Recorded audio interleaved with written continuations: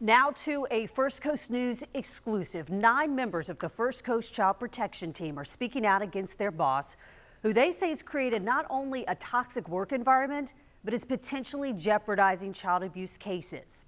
And their workplace complaints are similar to past complaints made against the same doctor in other states. The employees you're about to hear from say the University of Florida is failing to address their concerns.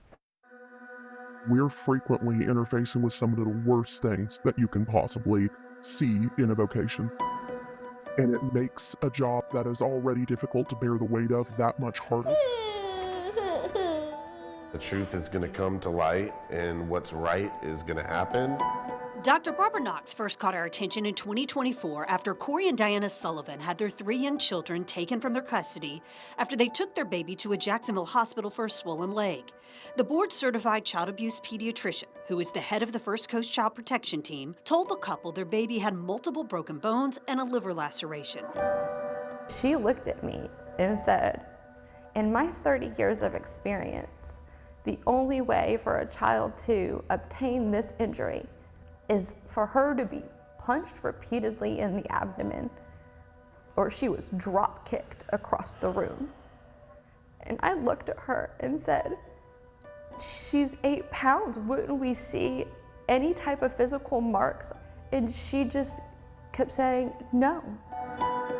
The Sullivans, who both now face felony child abuse charges, believe their daughter was misdiagnosed. A geneticist's report found she was malnourished in the womb, allowing for bone fractures to occur more easily without excessive force.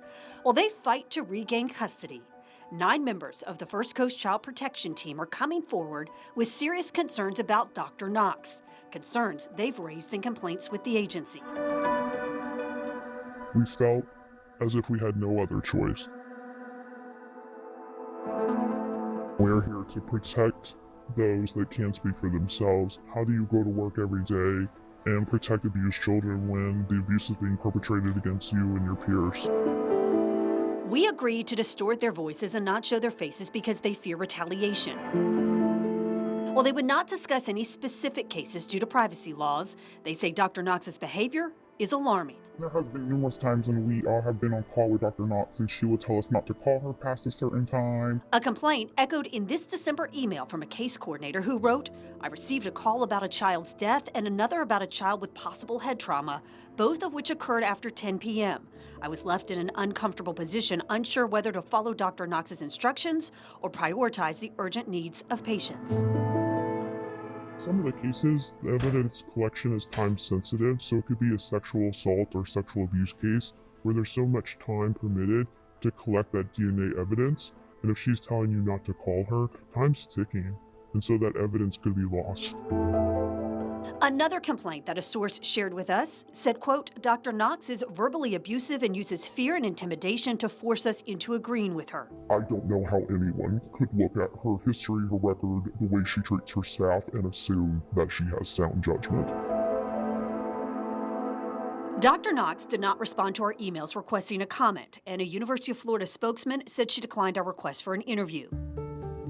The university sent us complaints filed against her, including this 66-page packet addressed to Governor DeSantis in 2022 from a concerned parent who shared articles published about Dr. Knox in states where she previously worked. The parent wrote that she has, quote, "seen the devastation that Dr. Barbara Knox has left across the states in her false allegations of medical child abuse to unsuspecting parents." This March 2024 complaint says her lack of reviewing the full medical history of her patient has resulted in unwarranted abuse allegations against the parents. And another anonymous complaint that same month said Dr. Knox has lived up to her reputation, creating a hostile and intimidating work environment by bullying others. She steps outside the guidelines of child welfare protocols. What are some words used to describe your current work environment? Hostile, unpredictable, disruptive, unprofessional, almost a dictatorship. They say they've documented their concerns with the University of Florida, but feel those complaints have been ignored. She will indicate to other employees that this employee has mental health problems. They've gone off the deep end. They need to see a therapist. It's part of her MO. It's what she does to every employee who she feels like is pushing back. And so do you think Dr. Knox's behavior is impacting the cases, child abuse cases here on the First Coast? Yes. The University of Florida declined our request for an interview, but sent us a statement saying Dr. Knox's expertise in her field is well established, as are her positive contributions on behalf of children.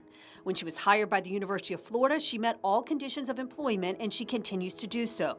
Dr. Knox is a key part of the faculty, and since her arrival, her background and understanding in the field have enhanced our program and have made the community a safer place for children and their families. First and foremost, we feel that UF was negligent in even hiring Dr. Knox, given her past. In 2019, Dr. Knox was placed on paid administrative leave by the University of Wisconsin School of Medicine and Public Health, due in part to her workplace behavior, according to this letter. UW Health told us she resigned before its investigation was complete. She was then hired in Alaska to lead a statewide child abuse clinic where Anchorage Daily News and Wisconsin Watch reported current and former employees made dozens of complaints about her management and medical judgment. She resigned in 2022 and was hired by the University of Florida that same year, offered $280,000 annually for her faculty appointment, according to this letter from UF. I think that there's a pattern of this behavior. It's not a coincidence that this has happened in 2 other states, and to be further targeted and retaliated against for speaking out against the toxic, disruptive behavior is not only damaging to kids in the community, it's tarnishing the child protection team reputation and her credibility. And to the administration at UF Health, to the Board of Trustees, to the Florida Department of Health, what do you want them to know about Dr. Barbara Knox? You have 9 people sitting here knowing very well that they could be signing their own letter of termination. And they're all sitting here before you telling their stories. It's serious, and it needs attention. And not only does it need attention, there needs to be action.